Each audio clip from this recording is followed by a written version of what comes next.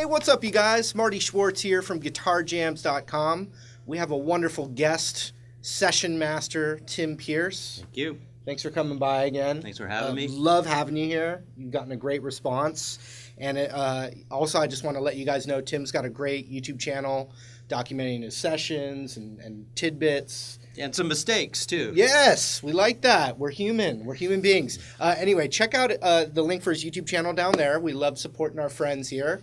And also, we're going to zoom in, and you're going to break down some kind of... Hendrix was maybe the primary reason I started playing the guitar. Other than like top 40 radio too. You know, I'm at the perfect age. It's a middle age. Yeah, for sure. But Are You Experienced? It just blew my mind. So totally. I mean, how can it not? And it's just crazy how young he was too, like doing that stuff. Insane. Yeah. Insane. Well, let's break it down, and hopefully you guys get something from it. And thank you, Tim. Thank you. All right. So I got 3 Hendrix-style riffs, 2 lead licks, and kind of a rhythm riff. I'm going to play it on my super old 3-year-old Stratocaster. Very badly beat up. See if we can get a sound out of it. The first lick requires a little bit of strength, and you're going to take your 3rd finger up here on the 8th fret, and we're staying in A minor, which is where, you know, it's a great place to stay. We're in this kind of position, the A minor blues position.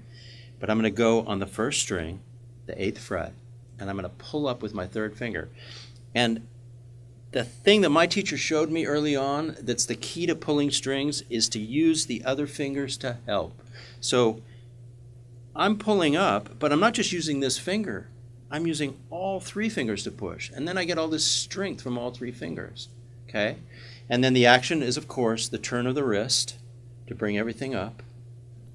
Like you pretend there's a string attached here and it just pulls it up. So I'm going to pull up on this note. I'm going to strike it.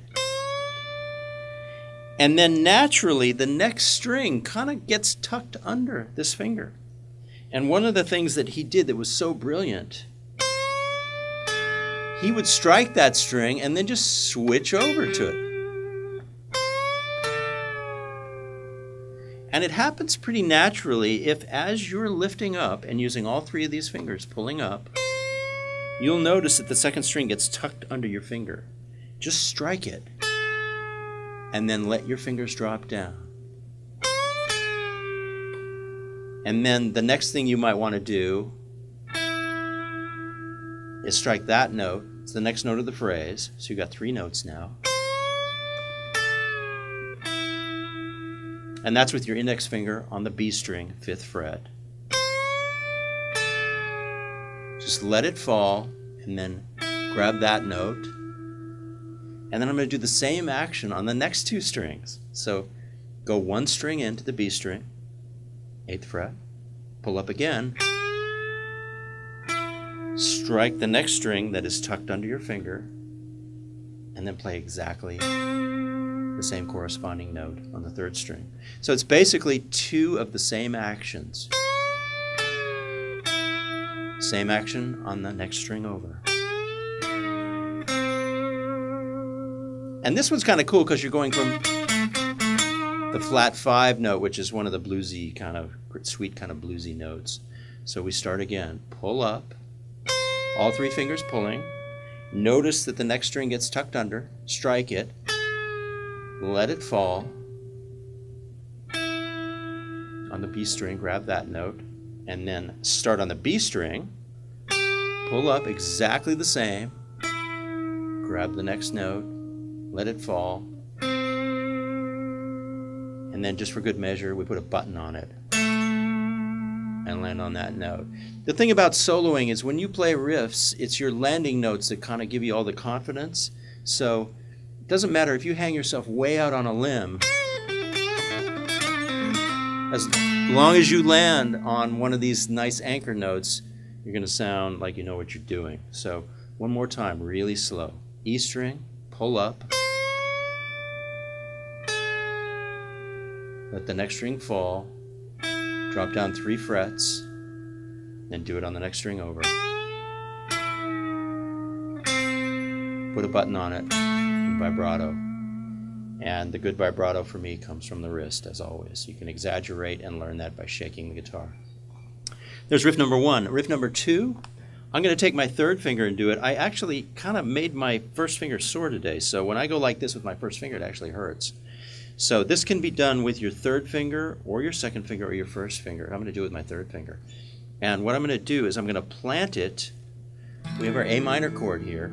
Rather than using the index finger, I'm going to plant the third finger on the top 2 notes of the A minor chord. And that's the E string and the B string and on the 5th fret. And just make a bar. So you want to mash down with the flesh of your finger. Not too hard, but just hard enough to make the strings ring nicely. And then I'm going to take this, I'm going to slide it in kind of a pentatonic shape. So my first slide up is going to be 3 frets up.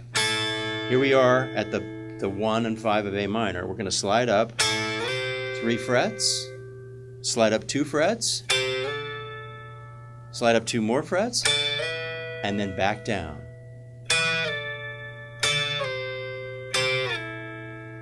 And what I'm doing is I'm striking,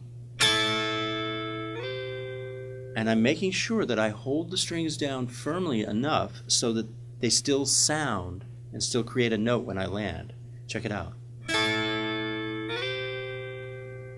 And then I do it again. I strike, slide up,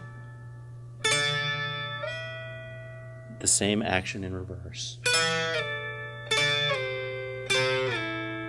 And this is a pentatonic blues shape, so I'm going up 3 frets, up 2 frets, up 2 frets, and then back down.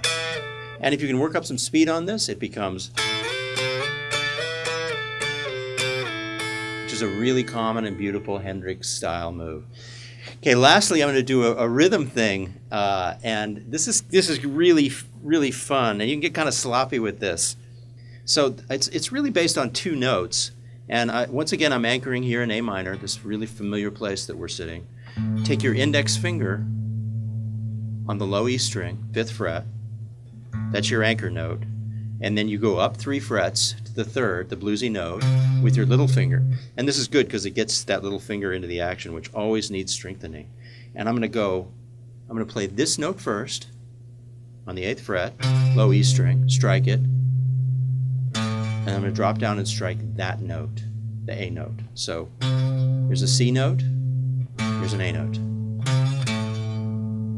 And I'm going to start repeating it. I'm going to go.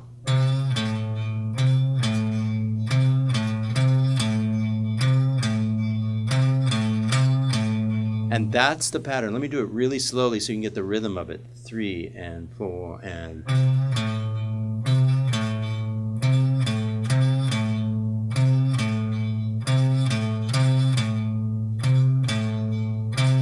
I'm leaving a little space after the first note, so I create this rhythmic phrase.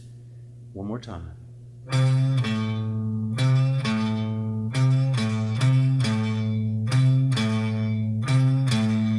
Now, what I'm going to do now is I'm going to throw some dirt into it. And I'm going to start whacking the guitar with my right hand. Let me do it really slowly. I'm going to put a little in between the phrases. I'm going to go.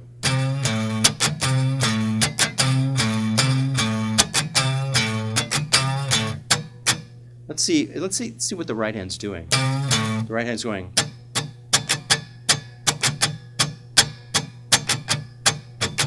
Really slowly.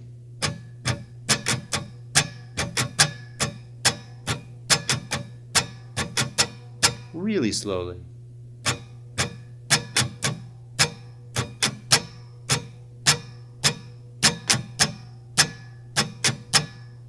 Now I'll bring the notes in. And this is a thing where I'm aiming at the low string. The amazing thing about the guitar is that once you get a little bit of facility on it, you can actually kind of aim loosely at strings, and it's amazing how you can just grab the strings you want. So I'm just going to aim for the low E string, and I'm going to play this riff.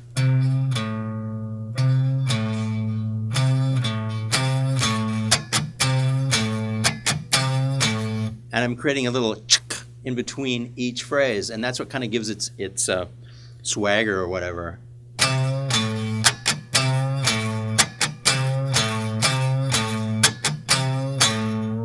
just to describe it to the nth degree, 2 downstrokes on the actual musical notes, and then a down up for the chicka. Pretty easy.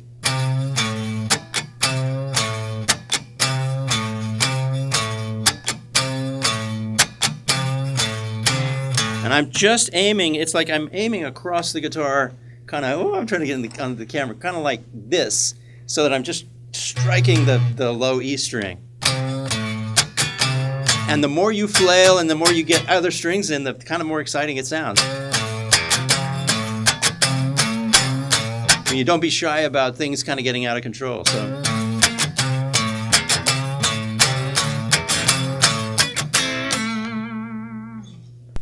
Whoa, mind blown! I can't take the awesomeness.